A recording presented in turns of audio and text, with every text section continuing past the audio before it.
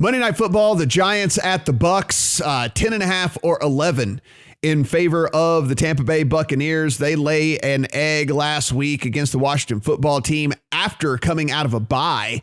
They lay that egg against the Washington football team. The New York Football Giants are coming off of a bye this week where they get Saquon Barkley back at practice. And did they figure some things out over the bye week? You know, it would be good from a wide receiver standpoint for Daniel Jones and the New York Football Giants because they have been really, really nicked up on that side of the ball.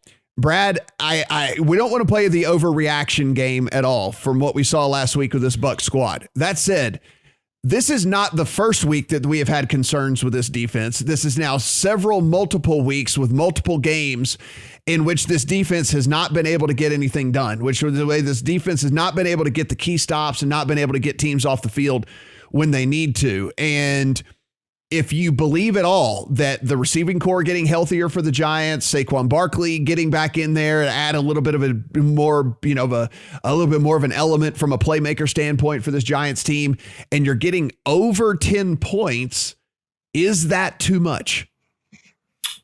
Possibly. Again, there's a lot of key injuries here. So I would say the Bucs last week, it was the interior pressure on Brady that caused him a lot of troubles, which I don't think there's anyone on the Giants that's going to get similar type of pressure. And then B, we also mentioned that the football team were way running hot on third and fourth down. And possibly part of that was Richard Sherman obviously went down it was tweeted about 1 minute before the game started. So they were very thin in the secondary as well. Now, it looks like Sherman's out. It looks like they might get Colton Davis they back. put Sherman on IR yesterday, actually. Yeah. So, I think they're still going to be thin in the secondary. Now, for the Giants, Andrew Thomas is key. He was back at practice, the left tackle. Because I think if they can protect, as you say, I think the Giants have got enough. They've got enough weaponry, and the Bucs are weak enough in the secondary that the Bucs should move the ball and the Giants should move the ball back.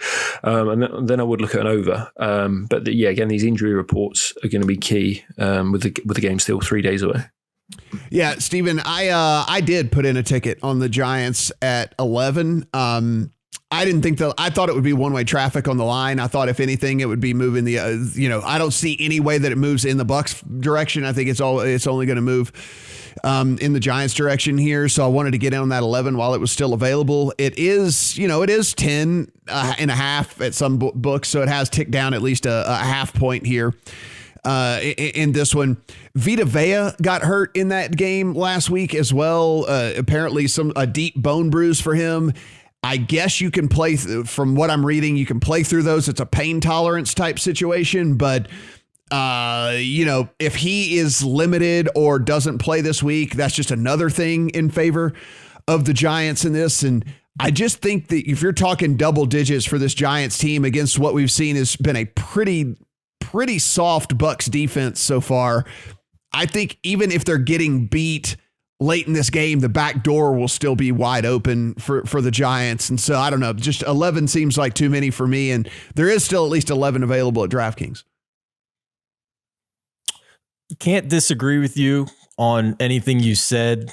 My only devil's advocate concern here is narrative based, that Brady's pissed and they lost back-to-back games. So we should get probably their best week of practice that we've seen in a little bit here. They should be locked in and focused. I'm sure Brady will demand that this week in practice.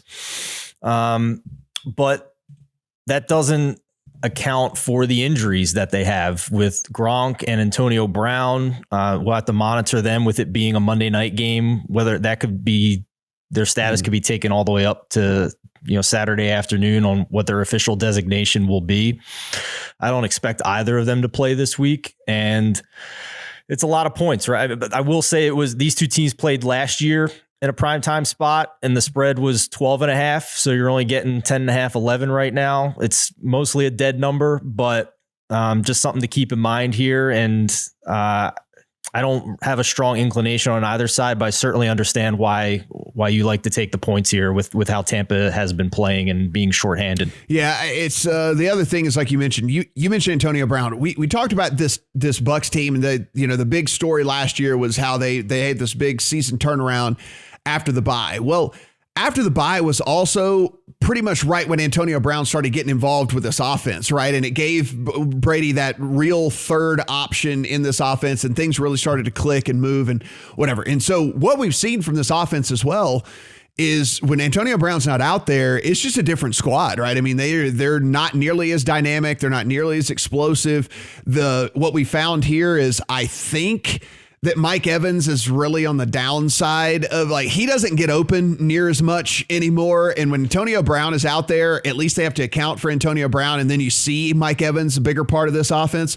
This past week against a very bad secondary for Washington, still couldn't get Mike Evans going, and so there are some concerns, I think, on both sides of the ball for this Bucs team. And I think the double digits is just too much in this one. But again, pay attention to all those injury situations and see maybe something even gets confirmed for you throughout the course of the week. Guys, everything we do absolutely free over on the Lines and Play Picks. So be sure and head over there, take in all of those breakdowns. There's a button at the top of the page that is a little Discord logo. So click on that thing. We got a Discord channel now. So come in, chat with the guys about college basketball, NFL, whatever it might be. We're in there a lot, just discussing whatever you want to talk about. So be sure and do that. And if you're watching us here, if you're watching us on YouTube, be sure hit the subscribe button, because again, we're going to do a pretty cool giveaway before the end of the year. Thank you guys for being supporters for us. And all you have to do is be a subscriber of the channel to be automatically entered into all that. So do appreciate that